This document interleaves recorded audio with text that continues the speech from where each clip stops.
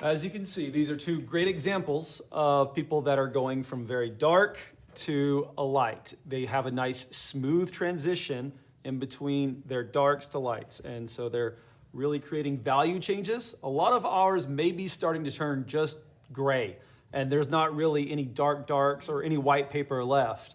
If you're smearing your hand everywhere, it's going to turn your paper gray, and everything's going to be the same tone, the same value. And so we really want to have strong value changes. You can see that this is almost completely black. It's very, very dark, to where other parts of the artwork are completely white paper still. They're not dirty. You can see here, even if you are breaking up the animal, if you just keep going with the shading value process, it will come back, and it still looks like an animal kind of hiding in disguise within all of the patterns and all of the abstract shapes that are in the background. Here's a great start to an abstract background. They just need to create something representational on top.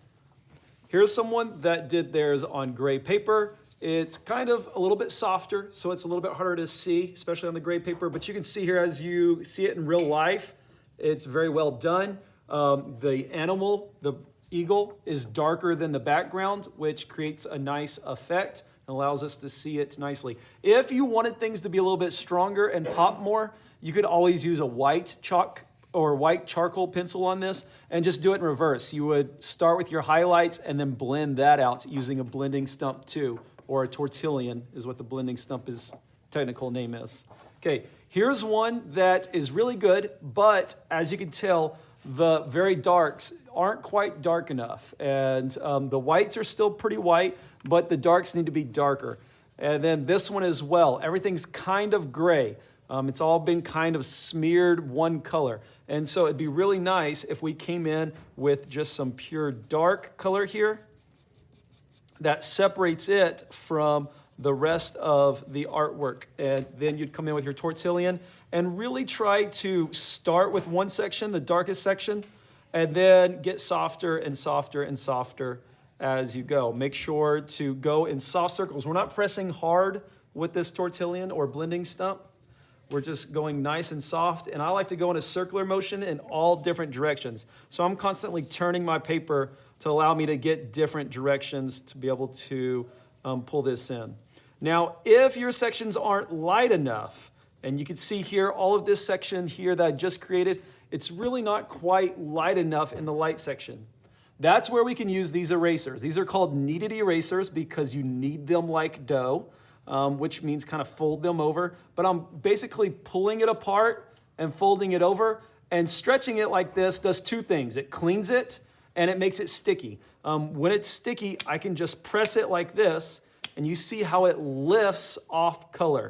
So if you want a nice soft transition that is making it lighter, I can use this to lift off some of the color. So let's see that on a different artwork. If I was to zoom out, you can see here that we have some sections that may be too dark. Maybe it's medium against dark, and I need to have one of these sections get lighter.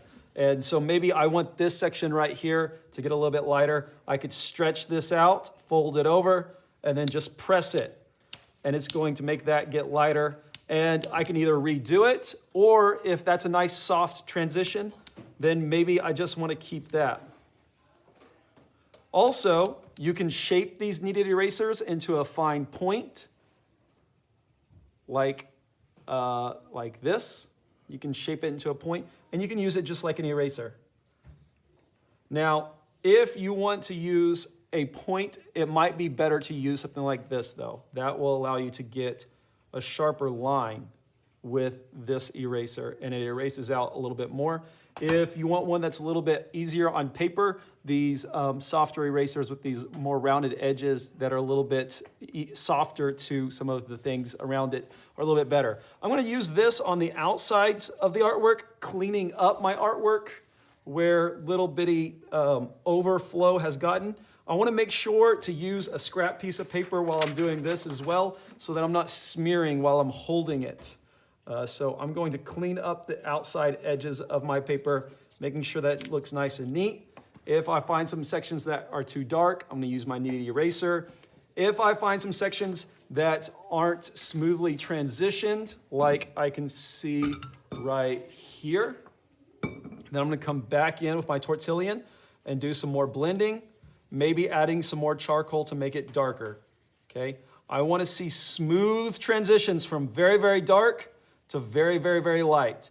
And to make it smooth, I gotta go over it again and again and again softly, not pressing hard, but just pressing with this tortillon very softly, creating these little circles, going back and forth, just creating these little circles that are kind of blending out the streaks that are within the paper, creating a soft transition from dark to light using my value changes.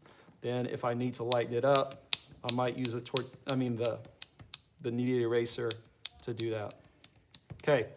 It's your turn to try to clean yours up, try to make those transitions. Make sure that we have dark darks against light lights, and then nice smooth transitions in between.